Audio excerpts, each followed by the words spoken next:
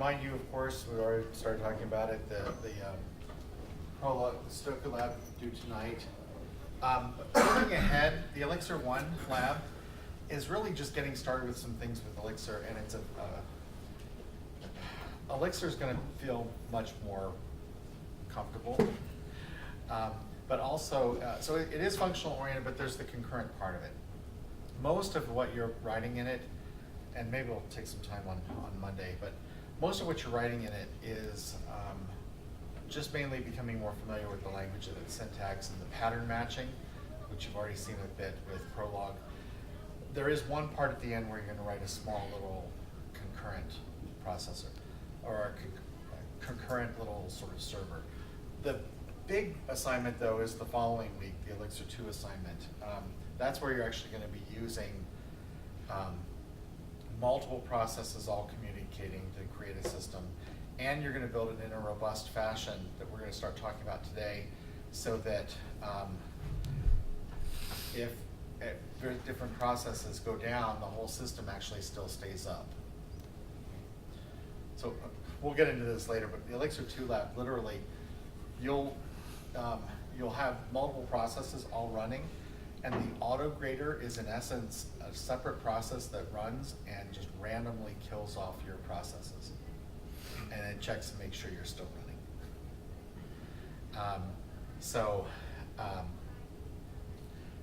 So anyway, that's coming up. The main reason for mentioning that is the Elixir 1 lab, I think, is one of the easier ones. I mean, in terms of the amount of time you've got. So if you do find yourself still going into the weekend working on Sudoku, I think next week's a good chance to catch back up and get on track with that. So with the Sudoku lab, we were talking a little before class for those who just came in. One of the key things is just embracing declarative programming. You're declaring what must be true with it, and then you're declaring what, and then, remember I said the naive approach is declare that they're all digits and then declare that it's a valid solution. The only thing where you're actually trying to think a little bit about understanding what it's doing is for efficiency, trying to assert that one's a digit, one of the blanks is a digit, and then verifying the solution. And then go to the next square. I say fill that in, but you'll assert that it's a digit, which will force it to instantiate that variable. And then assert that it's a full board, or then verify the whole board. So in terms of where to get started, I would start first with, if you haven't started yet, or if you're struggling with it and feel like just I'm going nowhere, let's just sort of start from scratch. Start with something that just validates a board. You should bring up the code we give you here.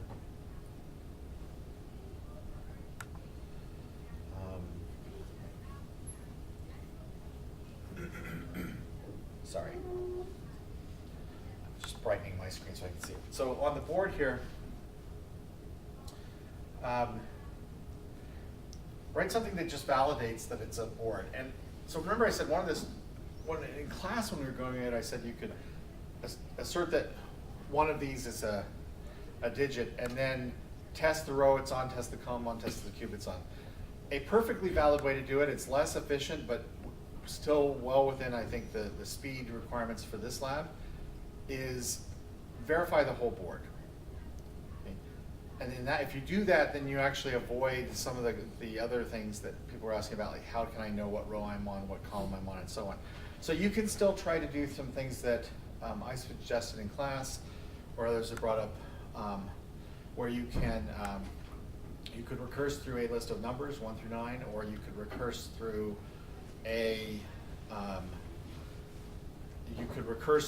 through the board and pass, in essence, I say pass, I'm talking about it sort of imperatively, but where part of that query or sub-goal is the row that you're on.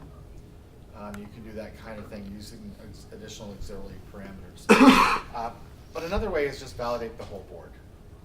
So start first, actually even before that, if you want to make this efficient, remember there's a hint in there to not repeatedly call get column as list or get cube. And so one of the things I did was first just create another data structure that's another variable that's just the board transposed. Each column becomes the rows of the new structure, and then it's easy to work through that just recursively.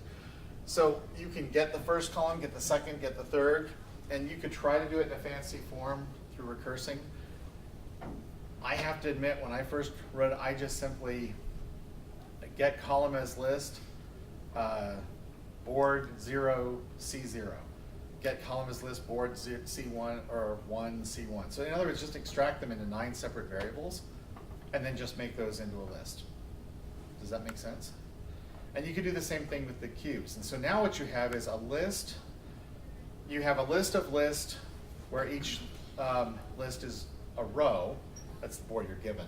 You have another list of lists where each list you're given, each list in it is a column, and a list of lists where each list in it is a board, or is a cube. At least that's what I did when I did this first. So now you actually have those where you can immediately be interacting with them. By the way, since you're declaring it, so there have been questions about, well, when I extract that row out, does it still alias back to the other and so on? That's still coming from an imperative mindset. If you think about it declaratively, column as list is saying these 9 elements of this list in the as rows kind of a variable are the same 9 variables that are in that particular column. So in other words, they're sort of permanently, as you're actually saying these variables are these variables. So you change one, the others will change. Okay, or as it's exploring it. And so then it just becomes a matter of take the board, make sure each row is unique or it has non-duplicate elements. Then take your list of columns and make sure each one of those has non-duplicates. And then take your list of cubes and make sure those have no duplicates. And you put that all together and you've got something that will take a board and make sure there are no duplicates. So do you see the idea? So pre-process first to extract the variables that represent each column, or the columns and the row and the cubes, and then the function for making sure that each one is unique just becomes recurse through each of those structures using isSet to make sure that those 9 elements are unique. And isSet again will ignore the underscores. So let me also just to calibrate here. How many have finished already? Okay, so a lot have finished. Anyway, start with something that validates it, and then recurse through saying, okay, the first thing in the first column is a digit, and which will force it to instantiate, and that, or sorry, non-var. This is where you use the line of code that we give you, the sample, and then validate the whole board. It's a bit wasteful in terms of a lot of redundant checking, but it still works just fine. What kills you speed-wise is the backtracking on the searching, not so much the redundant checking. Does that help? At least in terms of those who are still struggling to get traction on it? Yeah. So like whenever a person wants to go through, the way they do it is they find values that can only be one number. Right. And then they kind of work out from there. Is Prolog, whenever you say all different, is that what it does? Because the way you describe it, it sounds pretty, I forget what the term is, where you just like try every possible solution. Yeah, so it's not a brute force kind of a solver, but it's also not smart enough to sort of scan through the board and say, okay, where is there something where it's sort of the most constrained, and then I can pick a value and maybe backtrack from there. You have to sort of visit and, I mean, you could try to build a solver that would do that. The way that I've suggested, so again, you could do the brute force one. If you say all these are digits and they must satisfy this, effectively, if you look at the way it's going to do it under the hood, through its searching, it is exhaustive. But if you take the approach I've mentioned, where you just simply say, all right, this one's already filled in, so go on to the next one. This one, say is digit, that will force it to instantiate that variable, and then verify that the whole thing is still valid. and then go on to the next one and verify the whole thing is still valid. And But- it will backtrack. That's still kind of brute force though, because, I mean, you're not saying do any number 1 through 9, but you are saying do any number that doesn't break it yet. Right. Well, if you were to do it like a person, you'd say, find the number that has to be correct, and then find the next number that has to be correct. Yeah, you will, so when I do Sudoku puzzles, you're right, I'll scan through saying, oh, do I have some row where I've got 8 of the things already filled in? And okay, I know what that next one's gonna be. For example, on the middle column. Right. You know that the third thing down can't be a 5, so the other one has to be a 5. Things Right, like that. and so you might start saying, all right, this is the most restrictive, I'll look at these 2. And yeah, that can't be a 5, so this one must be, and you'll start working from there. It's not doing that. I mean, you could try to build that in if you want to. But what you can do is if you want a much more sort of more straightforward algorithmic way, it's not brute force. It's still,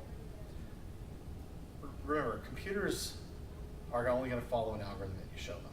And so another algorithmic way that's maybe not as efficient as scanning the board looking for sort of the low-hanging fruit that you can sort of grab is just go through an order with just backtracking. Look for what could it possibly be, given what you've already filled in, and then when you get stuck, backtrack and try something else. Yeah. I was gonna say, the code that you're describing is provided for us on here somewhere. I can't remember if it's scrolling up or down, but it does all that backtracking for you essentially. It's not, if you keep scrolling to the very bottom, I think, or the top. Sorry. Oh, this is the template. If you go to the description, it has the code. Oh, right, sorry. Yeah, on the description, we actually give you the way of testing one particular. Right. So, so with this one, you can, again, it's a valid entry in the board if it's already been filled in, or it still has to be filled in, and you fill it in with a digit, and the row, column, and cube that it's on are unique. Now, what I'm suggesting is doing it this way. If you're struggling with that, trying to keep track of exactly which row, exactly which column, exactly which cube it's in, replace this with a separate rule that just says, is valid board. And then that would actually make sure the whole board is valid. Does that make sense? So if you're stuck, that's one of the ways I would just try it. Write a function that just simply validates the board. Okay? And then, or if you even want to try it, write one that just validates that each row that you're already given in the board, or each row is unique. And then replace, again, this part here with these 3 checks with just is valid board. And then at that point, and maybe the only thing the board's checking are that the rows are unique. That's fine, you'll get a solution. It won't be a valid Sudoku solution because you'll see lots of duplicates in columns and in cubes. Then start verifying the columns, verifying the cubes. So one thing that you can also just try to do is just in general, don't try to bite off the whole thing at once. Just simply you can set up other queries, and in that sense, it's like any other interactive system. You can poke or prod it with calls as you want to. And so try something like this on the first row, and just make sure that you've got that part working, and then work from there. Make sense? All right, any other questions? Okay, I realize this was repetition for a lot of you who've already got it, so. All right, let's go ahead then with our discussion of Erlang. So we started with, or actually Elixir. So we started with Erlang on Monday, this idea of concurrent programming. We talked about why you use it, what kinds of things you'd use it for, what some of the goals are. We talked about how Erlang's kind of ugly, and so we're actually using Elixir, which is an improved upon, nicer to use language that basically still builds on the core concepts of Erlang. Actually even uses the same underlying virtual machine. So today, and last time we started on concurrency, we're gonna start talking today about concurrency, but a particular idea that's gonna, at first, just kind of go against the grain of everything you've been taught in software engineering, which is let it fail. So let's talk about this more. So going back to where we wrapped up last time,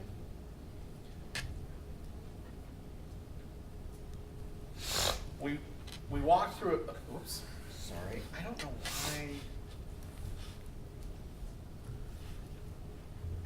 why PowerPoint is doing that. Whoops. Sorry. Let me just figure this out before I. All right. For some reason, it's showing me one thing, and it's showing you a separate.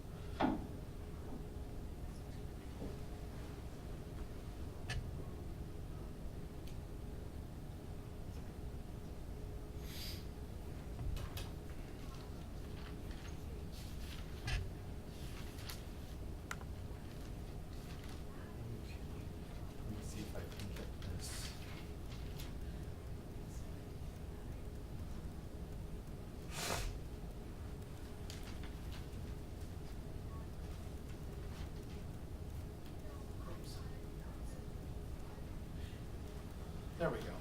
Sorry. I don't know why I was showing other stuff. So, we walked through a simple example last time, including how you'd actually sort of spawn the process and interact with it. So just to recap, you create, remember everything's in a module. A module typically will have one main function that is designed to run the main thread, plus a whole bunch of helper functions for it. Plus it will also have functions that other processes can call to communicate with that. Now, I want to be very clear. The code resides on all the machines. So a process over here, a process on one sort of server might be running a thread that's running one piece of a module. Another server or another process has the same code, can invoke other functions in that module that are designed to communicate with and receive information back from that running thread. Everybody okay with that idea, with concurrent processing? So the code's there. It's not a remote call to the other machine that's running that module. The code's on both machines. One's running the thread for the server, the other is calling functions that are provided to communicate with that. Question? Yeah, so are you saying like you can start as many processes as you want on the same module? Yes, absolutely. So I could actually have 100 different processes all actually running the same function within the module. In other words, they're running the same code. Each has their own local copy of the code, their own local data. They just happen to all be doing the same thing asynchronously. Like that Santa example, you can have like 50 Santas. Yeah, exactly. And so what I would do is I could simply spawn off different processes that are for the different North Pole processes. And one becomes, I don't know, if you'll pardon the analogy, one becomes the European Santa, one becomes the American Santa, one becomes the Hawaiian Santa, whatever you wanted to actually do. And then you just you would invoke, you'd need to somehow, well, you'd simply use the process ID. Right letter here, you would send the process ID for whichever one you want to be writing to. So if you didn't know the process ID, then Yeah, you have to know the process ID to communicate with something. We're gonna back off of that though, to make that a little more robust coming up. Okay. All right, so when you spawn functions, it creates a unique process ID, and that's how you communicate it with it.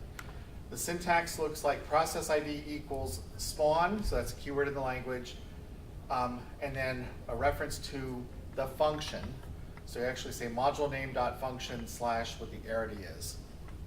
The reason is, again, you might have different functions with different arity potentially, and so you'd specify the arity of the function which one you're trying to call. And again, you always specify the arity of their functions this way: North Pole 0, right letter 2, and so on. The way that you communicate is receive and send. So send takes two parameters: a process ID and a message to send to it.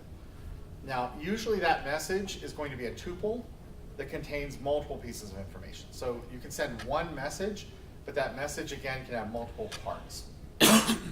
So a very common thing is to send, as the sort of elixir message, a tuple that contains the actual message I want to send to that server or to that process, plus my own process ID if I'm expecting any communication back. Okay, but again, it's up to you as you architect the system to design those protocols for what the message structure is. That's not built into the language. Receive, again, is a blocking call.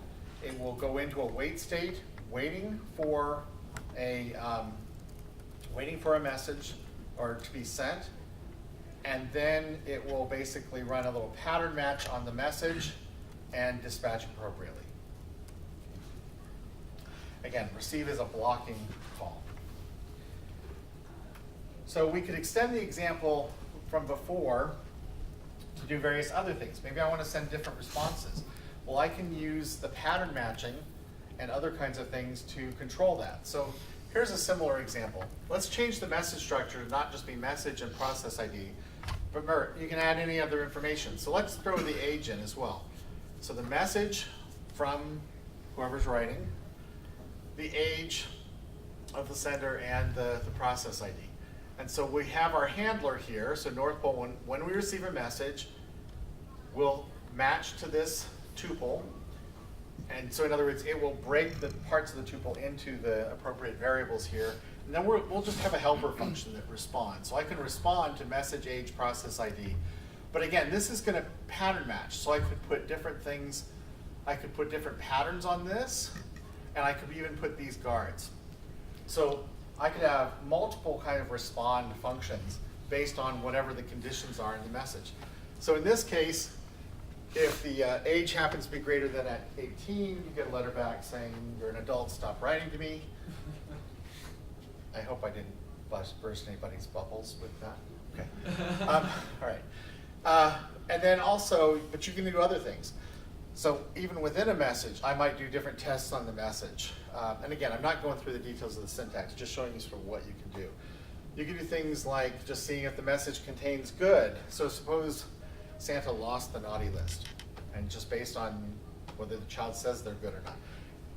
If the message contains good, you know, I've been good this year, sure, expect it, otherwise, sorry, you're on the naughty list. This is all being processed in parents. Like all the children are the people writing letters, they also send a letter to the parent, which is Santa. Yeah. What? Oh, I'm sorry. Okay. No, I just. Yeah. So the idea, right now, but it's not a parent process. I mean, so from a use scenario, but for a, this is just running. This is a module, and this process is running. This is running on a server, or the process is running this function and dispatching and using these helper functions. And sorry, I didn't include here on this slide, it still has the other functions for the interface for other processes to have functions that will communicate with this one. All right, so let's look at another example.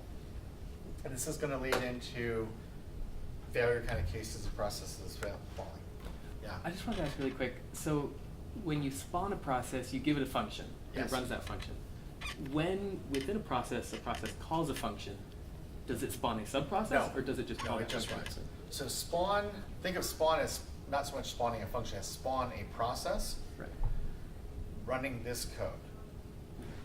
And by the way, if I had not put this call here at the end, it would run this code and die.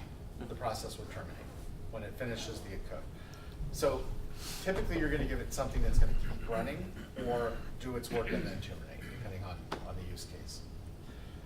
So think of it, yeah, it's going to spawn a process and call this function is basically what it'll spawn a process, pass to that process that function, and we'll start then running that function. But yeah, the rest are just local calls on that process. All right, so let's pick a different example. All right, a slightly morbid one here. Pardon me for that. But let's have a Russian roulette process. So we're going to define a module roulette. We're going to define a function gun. This is going to be the main thread for a process. And so another process will keep calling it. And the idea is that every time it calls, you will randomly, you'll send to it a random number, and it then matches to see or tests that and then terminates. The reason for choosing this example is we want to look at functions terminating and restarting. So the gun process calls receive, goes into a wait state, waiting for a message. Remember, you can use underscores for don't care. So it's going to receive a message and a sender's process ID. It's not going to send anything back to the process. So notice it's got underscores in the process ID field. If the message is the number 5, it will actually print out just IO, print out, bang, and terminate. So in other words, it's actually going to exit the process. And then, if it's anything else, it just simply says click. Okay? So this is this process that's running. Now, again, this is the code that's running on the thread for the process, or the process itself is running. This is just other code in the same module. So somebody would then use it by spawning a thread that, spawn a process running the gun, roulette.gun function, and then they would periodically call roulette.pullTrigger, the same way as we used sort of the right letter example. So pull trigger and pass the ID of the gun process. That then generates a random number, 0 to 6, sends it to the gun process, sending this randomly generated number and self. Okay. All right, so the way you would use this is you spawn the process and get a process ID. Then we say roulette pull trigger process ID, and that, so notice that's invoking, so spawn starts a process that's running this function, this gun function. When we say roulette.pullTrigger and pass it that ID of that process, it runs this and sends a message to the gun process. So suppose it goes through and it says, so click, and then you keep calling it, click, click, okay, then it fires, bang. Now notice when you keep saying pull trigger after that, or you keep invoking that method, the process exits here. And so this just simply is sending a message to a process that's gone. Okay? And remember, it's send and pray. So there's no error in sending something to a process that does not exist. I could randomly make up a process number and send something to it, and I don't get an error. Okay? I'm just shouting it out into the wind. Okay? So Yeah. right now, none of the children, none of the clients are related to each other. No. Yeah. It's just like Yeah, in fact, actually, we're not even running a separate client process. We just have, oops, let me go here. We're spawning one process. So you could think of this main REPL actually as running, it starts up a process for the main REPL itself. We're gonna spawn off a second process that's the gun process. And then in this sort of main process, we start actually sending messages to the other process. Say that again. So all this in the REPL is one process. Child process. Well, it's not a child process. It's, yeah, don't think of parent and child processes. Just think processes. They're all independent. Or is there like a master parent? Nope. Now we can structure it that way, and we're going to get into that later when we start trying to talk about a robust system. One of the things we're actually sort of leading into now is the idea that processes can watch other processes and monitor them. So you can build that structure, but at the language level, processes are all independent. So don't think of there's child processes, and this process might spawn another process, but it's independent after that. Well, because you're using this is a console window, right? Right, which is right. So think of it as always starting up with one process, which is the console. Does that? So in this example, you run a process, and that process says pull trigger. Right, so it starts up, when the console starts up, it's running in its own process. Okay. Here we spawn another process, and then we call functions on that module which communicate with that process. So we've got the console process, and we've got the gun process that we spawned off. And then we keep calling functions with this method that are sending things to the gun process. Does anything come back? Nope. Anything that comes back is bang orders. We're just having it print to the console. We're not doing a message back. But normally you probably would have something like that. Okay? I mean, sorry, if you're talking about a large distributed system, you're not typically communicating through I/O, other than maybe local console error messages. This is just to simply show the process here. So the idea is it spawns a process, interacts with that process, and at some point that process then terminates. Okay? And then when you continue trying to interact with that process, nothing happens because the process is gone. So let's take this another step further. Let's still have the same gun and pull trigger process. Let's create a third process. We're going to call this a medic process. The medic process, its job is to, we'll get to a third process in a minute. Let's add another function, which allows us to restart the gun process if it's terminated. So we're going to add a third function to our roulette example called medic.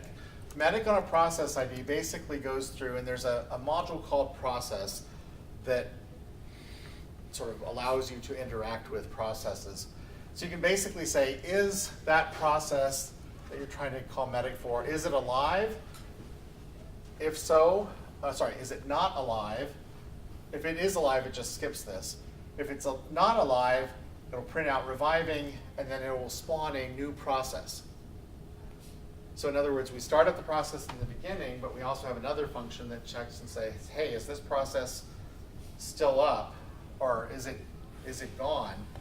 In which case, revive it, and then return whatever the revive process ID is. So this would let us do things like spawn the process, click, click, click, bang, and then I could explicitly call medic, which would know how to revive its own process back. So remember, this is still running in the console process. So that code knows how to revive that process and then continues running from there. Now, the problem with this is then you've got to specifically say, oh, I know that process terminated, or I have some reason it terminated, so let's call this medic function. Let's actually have this medic function happen automatically. Let's create a third process.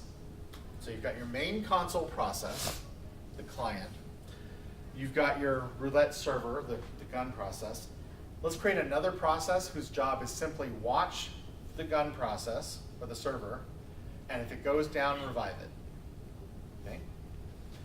So now, so we'll actually make it this way. So we'll spawn a process with the gun process, the server. We'll spawn a separate process with this medic function, which is also looping forever. And its whole job is to monitor the gun process that was passed to it. And so process.monitor is a blocking call. It's not explicitly, you don't want to have this thing sitting there thinking, going back to doing this kind of thing where it's constantly going, is it alive, is it alive, is it alive? Monitor simply sort of registers this current process, this medic process, that says, I'm monitoring that gun process. And when it goes down, let me know. Okay? So the medic process blocks as soon as it executes this. And it sits there in a blocked state until eventually, when the gun goes off, this process terminates. At that point, the medic process is woken back up. It receives, sorry, I misspoke. Monitor isn't blocking. Monitor registers itself as monitoring.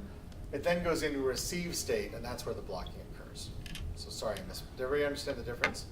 So process.monitor just simply says, register me as something that's monitoring that other process. And it can continue on doing other things or not. It can receive lots of different messages. One of the messages it can receive is the one that says, this thing terminated. That one, if I receive a message now, meaning this thing terminated, this process terminated, I don't care what the message was. I'm just simply going to revive it, spawn again that routine, and then now I'm going to recursively call myself monitoring, continuing to monitor the new one. And then I go back in, I now say, okay, I want to monitor that one that I just created. See the idea? So you can create processes that watch other processes, and their whole job is revive that one when it goes down. Can you talk about how the lab will randomly kill some of our processes? Yeah. What if the medic's the one that gets killed? So what we're going to actually use a framework called OTP, Open Telecom Protocol, that actually builds in, predefines a lot of these behaviors of, oh, I'm sort of a general purpose server. I'm a watcher, a supervisor who's actually watching something else. So in that one, there will be a notion, going back to say sort of child and parent processes. Although the processes are independent, you can think of this one having the behavior of it's kind of a worker server process. This one is a process whose job is to supervise other processes. And by the way, this always raises the question, kind of what you're getting at is, what if the medic process dies, right? And so it really gets to who watches the watcher. Now in OTP, what we're going to get to is we'll have sort of workers and supervisors, and so the supervisor's job is to sort of restart the worker processes as they get killed off. Every process will then have a supervisor except for the master one. In this case, there will be a top-level process. Terminating that brings the whole system down. But then you architect that so it can be brought back up by a user. All right, so now, so again, this idea of processes can terminate. Here's where it's forcing itself to terminate, but there's other things that just happen. Processes die. So let's actually start looking at a philosophy for how to deal with that. All right. So for this,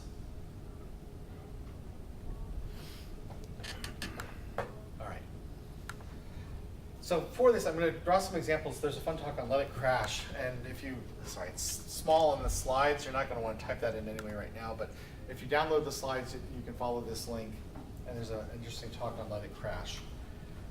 So here's the idea. When you start architecting large-scale systems, things go wrong. Okay? Again, servers will crash, Communication links will go down, and often that leaves it in a very unpredictable state. You don't know when there's going to happen. So remember, things are executing asynchronously. And so maybe the load on one server gets a little heavy and it starts falling behind processing some other things. So you don't even know exactly at what point all these different things are in when somebody pulls the plug on one of the processes. So the idea is, don't try to fix it, or don't try to architect it to never fail. Expect it will fail and deal with the failure. And this is the let it crash or let it fail philosophy. All right, can I have somebody read this first quote? Please. The view is that you don't need to program defensively. If there are any errors, the process is automatically terminated. And this is avoiding any processes that were monitoring the crash process. In fact, defensive programming and early is found. Okay, so in other words,